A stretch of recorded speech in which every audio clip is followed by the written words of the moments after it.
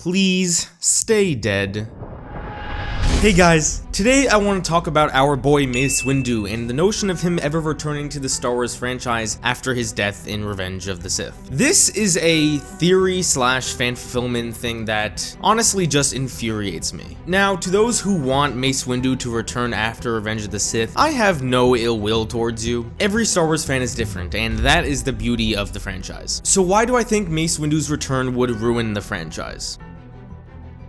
Mace Windu's return would ruin the franchise because that would destroy the concept of death in Star Wars. Now Goldman, what about Darth Maul, or Boba Fett, or Emperor Palpatine? I am consistent with these three too. Conceptually, Darth Maul's return is actually the most idiotic, but this is the only one I give a pass to because his return was done so well, and the character he was before his death was not even really a character. He was just there in the Phantom Menace to look cool. Up next, we have the return of Emperor Palpatine. I passionately do not like the idea of him returning, but the reason why it doesn't ruin Star Wars is because if you told me in retrospect that the man whose sole mission in life is to achieve ultimate power and immortality had a backup plan in the event that his Sith apprentice would kill him, which is what all Sith apprentices should do, and used his master's knowledge about cheating death to transfer his essence into a clone body that would rot for 30 years before trying to corrupt someone else's body, yeah, I would actually buy that. Do I like it? No, but it does seem in character to me. Now you may think Palpatine's return ruins Vader's sacrifice, and if you do, I implore you to check out this video I made on the subject. And lastly,